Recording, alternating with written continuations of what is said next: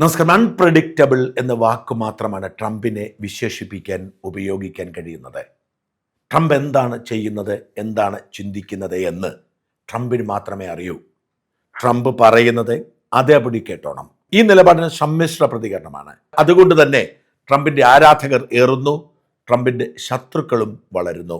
വെനസ്വേലയിൽ പോയി പ്രസിഡന്റിനെയും ഭാര്യയെയും പിടിച്ചുകൊണ്ടുവന്ന് അമേരിക്കൻ ജയിലിൽ അടയ്ക്കുക എന്ന് പറഞ്ഞാൽ അത് ജനാധിപത്യത്തിന് നിരക്കുന്നതല്ല. എന്നാൽ ട്രംപ് പറയുന്നു, അമേരിക്കയുടെ സുരക്ഷ കൈകാര്യം ചെയ്യാൻ ഞങ്ങൾ എന്തും ചെയ്യും. അമേരിക്കയിലേക്ക് വെനസ്വേല ഡ്രഗ് കയറ്റിവിടുന്നു, അത് തടയാൻ ഞങ്ങൾ പലതവണ പറഞ്ഞു. വെനസ്വേലയുടെ തീരത്തെ ലഹരി മാഫിയ തകർക്കാൻ അമേരിക്ക പലതവണ ആക്രമണം നടത്തി. എന്നിട്ടും വെനസ്വേലൻ പ്രസിഡന്റിന്റെ നേതൃത്വത്തിൽ അമേരിക്കയ്ക്കെതിരെ ലഹരി യുദ്ധം നടത്തുന്നു. പിന്നെ ഞങ്ങൾ എന്ത് ചെയ്യുമെന്നാണ്. ആ ചോദ്യം ശരിയല്ലേ എന്ന് ചോദിക്കുന്നവരുടെ എണ്ണം കൂടുന്നു. അത് ശരിയല്ല. ജനാധിപത്യത്തിന്റെ അട്ടിമറി എന്ന് പറയുന്നത് നമ്മുടെ കൊച്ചു കേരളത്തിൽ നിയമസഭാ ഹാളിന് മുമ്പിൽ മഡൂറോയുടെ സ്തൂപം സ്ഥാപിക്കുന്ന CPM-കാരെ പോലുള്ളവരാണ്. നിയമപരമായി ധാർമ്മികമായി തെറ്റാണ്. പക്ഷെ അമേരിക്കയുടെ സുരക്ഷ വെച്ച് നോക്കുമ്പോൾ അത് തെറ്റല്ല എന്ന് ട്രംപ് പറയുന്നു. അതിന്റെ തുടർച്ചയാണ് ഇപ്പോൾ ട്രംപ് ഇറാനെതിരെ തിരിഞ്ഞിരിക്കുന്നതും. ഒന്നാലോചിച്ചാൽ, ഇറാനിൽ ആഭ്യന്തര പ്രശ്നമുണ്ടെങ്കിൽ ട്രംപിനെ അതെങ്ങനെ ബാധിക്കും? അമേരിക്കയ്ക്ക് എന്താണ് അതിൽ താല്പര്യം? ഇറാനിലെ ജനങ്ങൾ സമരം ചെയ്യുകയോ പ്രതിഷേധിക്കുകയോ അട്ടിമറിക്കുകയോ എന്ത് വേണമെങ്കിലും ചെയ്യട്ടെ എന്ന് വിചാരിച്ചാൽ പോരെ. പക്ഷെ ട്രംപ് പറയുന്നു, അങ്ങനെയല്ല. ലോകത്തിന്റെ ഭീകരപ്രവർത്തനത്തിന്റെ അച്ചുതണ്ടാണ് ഇറാൻ. ആ ഇറാനിലെ ജനങ്ങൾ ഭരണകൂടത്തിനെതിരെ രംഗത്ത് വരുമ്പോൾ ആ സർക്കാരിനെ അട്ടിമറിക്കേണ്ട ബാധ്യത അമേരിക്കയ്ക്കുണ്ട്. അത് ലോകത്തിന് വേണ്ടി ചെയ്യുന്നതാണ്, അത് ചെയ്യുമെന്നാണ്. ഏതു നിമിഷവും ഇറാൻ ആക്രമിക്കപ്പെട്ടേക്കാം എന്ന സൂചന വ്യക്തമായി പുറത്തു വരുന്നു.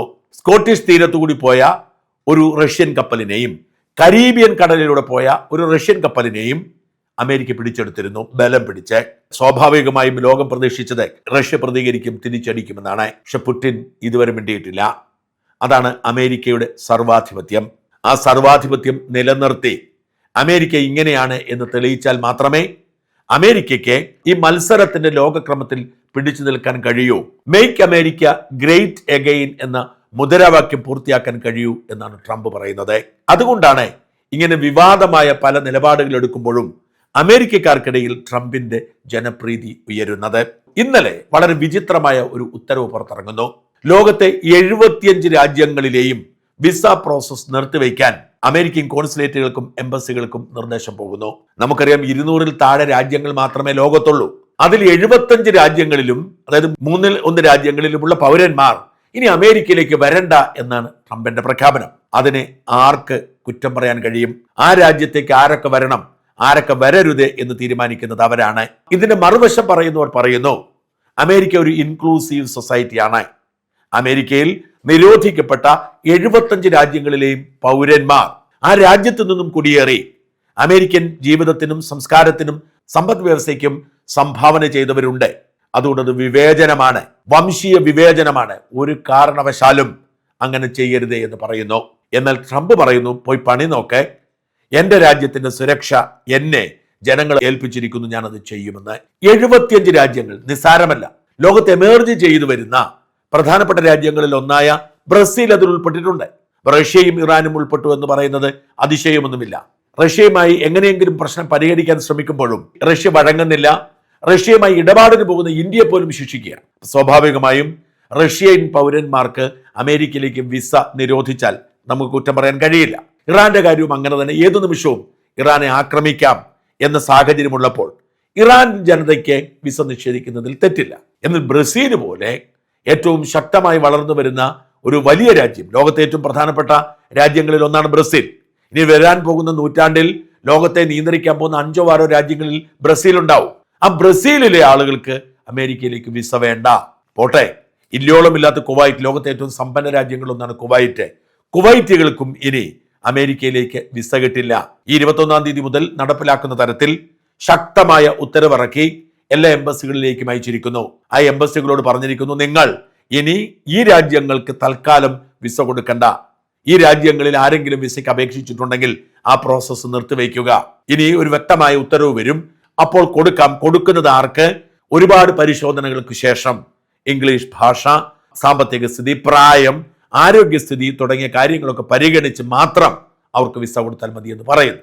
എന്ന് വെച്ചാൽ കുവൈറ്റും ബ്രസീലും ഇറാനും റഷ്യയും അടക്കം ലോകത്തെ ഒട്ടുമിക്ക രാജ്യങ്ങളുമായുള്ള സൗഹൃദം അമേരിക്ക വേണ്ടെന്ന് വയ്ക്കുകയാണ്. അത് ഉചിതമാണോ എന്ന് ചോദിക്കുന്ന നിരവധി പേരുണ്ട്. എനിക്ക് ആ ലിസ്റ്റിൽ ഏറ്റവും കൗതുകം തോന്നിയത് പാകിസ്ഥാന്റെ പേര് കണ്ടപ്പോഴാണ്. അത് വാസ്തവത്തിൽ ചിരിച്ചു മണ്ണ് കപ്പി രാവിലെ. നമുക്കറിയാം, ഇന്ത്യയെ അധിക്ഷേപിക്കാൻ, അപമാനിക്കാൻ, പണിയാൻ ട്രംപിനോട് കൂട്ടുകൂടിയിരിക്കുകയാണ് പാകിസ്ഥാൻ. എന്നിട്ട് ഇടയ്ക്കിടയ്ക്ക് അവർ വലിയ മേനി നടിക്കാറുണ്ട്. പാകിസ്ഥാൻ സൈനിക മേധാവി അസീം മുനീർ ഇടയ്ക്കിടെ ട്രംപിന്റെ അടുക്കളയിൽ പോയി ഭക്ഷണം കഴിക്കും. ട്രംപ് കൂടെ ഇരുത്തി സംസാരിക്കും. അങ്ങനെ ആ അസീം മുനീറുമായി മോദിയെ ഒന്ന് കൂട്ടിമുട്ടിക്കാൻ ഒരു നീക്കം നടത്തിയിരുന്നു. അത് മോദി ഒഴിഞ്ഞു മാറി. അങ്ങനെ അമേരിക്ക ഏറ്റവും അടുത്ത ചങ്ങാതിയായി പാകിസ്ഥാനെ കൊണ്ടു നടക്കുകയാണ്. ഇന്ത്യക്കിട്ട് പണി കിട്ടി, കണ്ടോ ഞങ്ങൾ പറയുന്നത് പോലെയാണ് ഈ ലോകത്തിന്റെ പോക്കെന്നൊക്കെ പറയുന്നു. അമേരിക്കയോട് ഐക്യദാർഢ്യം പ്രഖ്യാപിച്ചുകൊണ്ട് പാകിസ്ഥാൻ സൗദിയോടും തുർക്കിയോടും ചേർന്ന് ഒരു സൈനിക സഹകരണ സഖ്യം പോലും ഉണ്ടാക്കിയിട്ടുണ്ട്. അങ്ങനെ ഇന്ത്യയുടെ മുകളിലാണ് ഞങ്ങളെ അമേരിക്ക സംരക്ഷിക്കും, ഞങ്ങളെ സൗദി സാമ്പത്തികമായി സഹായിക്കും, ഞങ്ങൾ തുർക്കി സൈനികമായി സഹായിക്കും എന്നൊക്കെ പറഞ്ഞ് മേനി നടിച്ചിരുന്ന പാകിസ്ഥാനെ വിസ നിരോധിക്കേണ്ട രാജ്യങ്ങളുടെ പട്ടികയിൽപ്പെടുത്തിയിരിക്കുന്നു ട്രംപ്. വളരെ വിചിത്രമാണ്. എന്ന് വെച്ചാൽ പാകിസ്ഥാനിക്ക് ഇനി അമേരിക്കയിൽ പോവുക പ്രയാസമായിരിക്കും. പാകിസ്ഥാനിക്ക് വലിഞ്ഞു കയറി ട്രംപ് ഞങ്ങളുടെ ഫ്രണ്ടാണ് എന്ന് പറഞ്ഞ് പോവാൻ സാധ്യമല്ല. ഓർക്കണം, ഇന്ത്യയുമായി വലിയ ഭിന്നതകളുണ്ട്. രണ്ടു ഭീഷണികളുടെ മുമ്പിലാണ് ഇന്ത്യ. ഒന്ന്, റഷ്യയുമായി നമ്മൾ ഇടപാടുകൾ നടത്തുന്നു, അത് അവസാനിപ്പിക്കണമെന്ന് പറഞ്ഞ് 25% അധിക ചുങ്കം ഏർപ്പെടുത്തിയിട്ടുണ്ട്. ഇതാ ഇപ്പോൾ ഇറാനുമായി സാമ്പത്തിക ഇടപാടുകളുണ്ട് എന്ന് പറഞ്ഞ് മറ്റൊരു 25% അധിക ചുങ്കം കൂടി ഏർപ്പെടുത്താൻ പോകുന്നു. എന്ന് വെച്ചാൽ നിലവിലുള്ള ബേസ് റേറ്റ് 25-നൊപ്പം ഈ 25 കൂടി ചേരുമ്പോൾ ഇന്ത്യയിലെ ഏതെങ്കിലും ഒരു ഉൽപ്പന്നം അമേരിക്കയിലേക്ക് കയറ്റുമതി ചെയ്യണമെങ്കിൽ 75% നികുതി അടയ്ക്കേണ്ട സാഹചര്യമാണ്.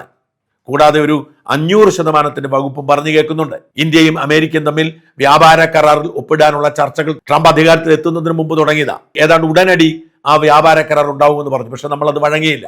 കാരണം നമുക്ക് ആവശ്യമില്ലാത്ത കാർഷിക ഉൽപ്പന്നങ്ങൾ ഇങ്ങോട്ട് കൊണ്ടുവരും. ജനറ്റിക്കലി മോഡിഫൈഡ് ചെയ്ത ചോളവും സോയാബീനും ഒക്കെ ഇങ്ങോട്ട് ഇറക്കുമതി ചെയ്യാൻ പോകും. നമുക്കത് ആവശ്യമില്ല. നമുക്ക് ആവശ്യത്തിലധികമുണ്ട്. അതിലൊക്കെ നമ്മൾ തർക്കിച്ചു നിൽക്കുകയാണ്, കീഴടങ്ങുന്നില്ല. എന്ന് മാത്രമല്ല, ലോകത്തെ ഏറ്റവും അധികം ജനസംഖ്യയുള്ള രാജ്യം, അമേരിക്കയിലേക്കും മറ്റു രാജ്യങ്ങളിലേക്കും കുടിയേറാൻ വെമ്പുന്ന രാജ്യം ഇന്ത്യ. ആ ഇന്ത്യ മഹാരാജ്യത്തിനെ ഈ ലിസ്റ്റിൽ ഉൾപ്പെടുത്തിയിട്ടില്ല. അവിടെയാണ് പാകിസ്ഥാനെയും ബ്രസീലിനെയും കുവൈറ്റിനെയും ഒക്കെ ഉൾപ്പെടുത്തിയിരിക്കുന്നത്. പാകിസ്ഥാൻ ഇതിനേക്കാൾ വലിയൊരു നാണക്കേട് ഇനി കിട്ടാൻ പോകുന്നില്ല. ഇന്ത്യക്കിട്ട് ഇപ്പൊ പണിയും, ഞങ്ങൾ ഒരുമിച്ച് നിൽക്കുമെന്നൊക്കെ പറഞ്ഞിട്ട് പാക്കികളോട് ട്രംപ് പറയുന്നു, അതൊക്കെ ശരിയാണ്, നിങ്ങളുടെ പ്രധാനമന്ത്രിയും സൈനിക തലവനും ഒക്കെ എൻ്റെ ഫ്രണ്ടാണ്, പക്ഷെ നീ ഒന്നും ഇങ്ങോട്ട് വരണ്ട, നിന്നെ ഒന്നും വിശ്വാസമില്ല എന്ന് ട്രംപ് പ്രഖ്യാപിക്കുന്നു. ആ 75 രാജ്യങ്ങളിലാണ് Afghanistan, Albania, Algeria, Antigua and Barbuda, Armenia, Azerbaijan, Bahamas, Bangladesh. നമുക്കിട്ട് പണിയാൻ വേണ്ടി കൊട്ടേഷൻ എടുത്ത് നടക്കുന്ന രാജ്യമാണ്. അത് അമേരിക്കയുടെ പിന്തുണയുണ്ട് എന്ന് പറയുന്നതാണ് ബംഗ്ലാദേശ്. ആ ബംഗളൂരു നിങ്ങൾ ഇനി ഇങ്ങോട്ട് വരണ്ട. Barbados, Belize, Bhutan. എന്തിനാണ് ഭൂട്ടാൻ ഉൾപ്പെടുന്നത് എനിക്കറിയത്തില്ല. നല്ല മനുഷ്യരുടെ രാജ്യമാണ്. Bosnia, Brazil, Burma, Cambodia, Cameroon, Cape Verde, Colombia, Cote d'Ivoire, Cuba, Democratic Republic of Congo, Dominica, Egypt, Eritrea, Ethiopia, Fiji, Gambia, Georgia, Ghana, Grenada, Guatemala, Guinea, Haiti, Iran, Iraq, Jamaica, Jordan, Kazakhstan, Kosovo, Kuwait, Kyrgyzstan, Laos, Lebanon, Liberia, Libya, Macedonia, Moldova, Mongolia, Montenegro, Morocco, Nepal. നമ്മുടെ അയൽവക്കത്തെ രാജ്യത്ത് പലതുമുണ്ട്. നിക്കരഗ്വ, Nigeria, Pakistan. അതാണ് ഞാൻ പറഞ്ഞ സന്തോഷകരമായ വാക്ക്. Republic of Congo, Russia, Rwanda, Saint Kitts and Nevis, Saint Lucia, Saint Vincent Grenadines, Senegal, Sierra Leone, Somalia, South Sudan, Sudan, Syria, Tanzania, തായ്ലൻഡിനെ ഉൾപ്പെടുത്തിയിട്ടുണ്ട്. തായ്ലൻഡ് ഒരുപാട് ടൂറിസ്റ്റുകൾ വരുന്ന രാജ്യമാണ്. Togo, Tunisia, Uganda, Uruguay, Uzbekistan, Yemen. ഈ 75 രാജ്യങ്ങളിൽ നിന്നുള്ള പൗരന്മാർക്ക് ഇനി വിസ കിട്ടില്ല. അതേസമയം ഒരുപാട് പ്രശ്നങ്ങൾ ഇതുണ്ടാക്കുന്നുണ്ട്. അതിലൊന്ന് വേൾഡ് കപ്പ് ഫുട്ബോളാണ്. നമുക്കറിയാം, ലോകത്തെ ഏറ്റവും മനോഹരമായ കളി ഫുട്ബോളാണ്. അതും അതിന്റെ വേൾഡ് കപ്പ് എന്ന് പറഞ്ഞാൽ അതിന്റെ പീക്ക് നിൽക്കുന്ന സാധനമാണ്. പട്ടിണി പാവങ്ങൾ പോലും വിശപ്പ് മറന്നുപോകും ഫുട്ബോൾ കണ്ടാൽ. എല്ലാ ടെൻഷനും മാറും ഫുട്ബോൾ കണ്ടാൽ. അത്ര ആവേശമാണ്. ആ ഫുട്ബോളിന്റെ ഏറ്റവും ഉയർന്ന മത്സരമാണ് വേൾഡ് കപ്പ്. ഇക്കുറി വേൾഡ് കപ്പ് നടക്കുന്നത് ഈ വരുന്ന ജൂൺ മാസം 11-ാം തീയതി മുതൽ ജൂലൈ മാസം 19-ാം തീയതി വരെ 3 രാജ്യങ്ങളിലെ 16 സിറ്റികളിലാണ്. America, Mexico, Canada. കാനഡ ആദ്യമായാണ് വേൾഡ് കപ്പ് നടത്തുന്നത്. മെക്സിക്കോ ആദ്യമാണ് കോ-ഹോസ്റ്റ് ചെയ്യുന്നത്. അമേരിക്കയിൽ ഇതിനു മുമ്പ് വേൾഡ് കപ്പ് നടന്നിട്ടുണ്ട്. ഈ 3 രാജ്യങ്ങളിൽ 16 സിറ്റികളിൽ 11 സിറ്റിയും അമേരിക്കയാണ്. ഈ അമേരിക്കയിൽ ഈ വേൾഡ് കപ്പ് നടക്കുമ്പോൾ ഈ രാജ്യങ്ങളിലെ ആരാധകർ എന്ത് ചെയ്യും, കളിക്കാർ എന്ത് ചെയ്യും? ഓർക്കണം, ഇക്കൊരു വേൾഡ് കപ്പിന് മറ്റൊരുപാട് പ്രത്യേകതകളുണ്ട്. സാധാരണ വേൾഡ് കപ്പിൽ കളിക്കുന്ന 32 രാജ്യങ്ങളാണ്. എന്നാൽ ഇക്കൊരു 48 രാജ്യങ്ങളുണ്ട്. വിപുലമായി നടത്തുകയാണ്. 48 രാജ്യങ്ങളുണ്ട്. എന്നിട്ടും ഇന്ത്യക്ക് ഇടം കിട്ടിയിട്ടില്ല കേട്ടോ. ഈ 48 രാജ്യങ്ങളിൽ 15 രാജ്യങ്ങൾ നിരോധിക്കപ്പെട്ട 75 രാജ്യങ്ങളുടെ പട്ടികയിൽപ്പെട്ടതാണ്. 15 രാജ്യങ്ങൾ. ഇപ്പൊ സ്കോട്ട്ലൻഡ് ഉൾപ്പെട്ടിരിക്കുന്ന ടീമിലെ ബാക്കി 3 രാജ്യങ്ങളും, ബ്രസീൽ, മൊറോക്കോ, ഹെയ്ത്തി, 3 രാജ്യങ്ങളും ഈ റെഡ് ലിസ്റ്റിൽപ്പെട്ടതാണ്. നമുക്കറിയാം, ബ്രസീൽ ലോകത്തെ ഫുട്ബോളിന്റെ തലസ്ഥാനമാണ്. ആ ബ്രസീൽ പോലും ഇതിൽ ഉൾപ്പെട്ടിട്ടുണ്ട്. ഈ 15 രാജ്യങ്ങൾ, അവ ഈ 3 രാജ്യങ്ങൾ കഴിഞ്ഞാൽ, അതായത് ബ്രസീലും മൊറോക്കോയും ഹെയ്ത്തിയും കഴിഞ്ഞാൽ, Algeria, Cape Verde, Colombia, Cote d'Ivoire, Egypt, Ghana, Iran, Jordan, Senegal, Tunisia, Uruguay, Uzbekistan എന്നീ രാജ്യങ്ങളാണ്. ഈ 15 രാജ്യങ്ങളിലെ കളിക്കാർക്ക് വിസ കൊടുക്കുമായിരിക്കും. കാരണം അതിന് പ്രത്യേക ഉത്തരവിറക്കാം. മാത്രം പറയുന്നുണ്ട്, ചില ലിമിറ്റഡ് സാഹചര്യങ്ങളിൽ ഇളവ് കൊടുക്കുമെന്ന് പറയുന്നുണ്ട് ഉത്തരവിൽ. എന്നാൽ ഈ രാജ്യത്തെ ആരാധകർ എന്ത് ചെയ്യും? ഈ ലോകകപ്പ് ഫുട്ബോൾ നടക്കുമ്പോൾ പണമുള്ള മനുഷ്യർ ഓരോ രാജ്യത്തും, എല്ലാ രാജ്യത്തും, ഏത് പട്ടിണി രാജ്യത്തും സമ്പന്നരുണ്ട്. നമുക്കറിയാം, ഏത് രാജ്യത്തും ഏറ്റവും കുറഞ്ഞ അവിടുത്തെ ഭരണാധികാരികളെങ്കിലും സമ്പന്നരായിരിക്കും. അതുകൊണ്ട് ഈ രാജ്യങ്ങളിലെ ഫാൻസുകാർ, ആരാധകർ, അവരുടെ ജീവിതത്തിലെ ഏറ്റവും വലിയ സ്വപ്നമാണ് വേൾഡ് കപ്പ് അവരുടെ രാജ്യം കളിക്കുന്നത് കാണുക എന്നത്. ഇന്ത്യ ലോകത്ത് എവിടെ പോയി ഫുട്ബോൾ വേൾഡ് കപ്പ് കളിച്ചാലും എത്ര രൂപ മുടക്കിയാണെങ്കിലും പോയി കാണണമെന്ന് ആഗ്രഹിക്കുന്ന ആളാണ് ഞാൻ. അങ്ങനെ ആഗ്രഹിക്കുന്ന മനുഷ്യരുണ്ട്. അപ്പൊ അവർക്ക് എങ്ങനെ വിസ കൊടുക്കും എന്ന ചോദ്യം ബാക്കിയാവുന്നു.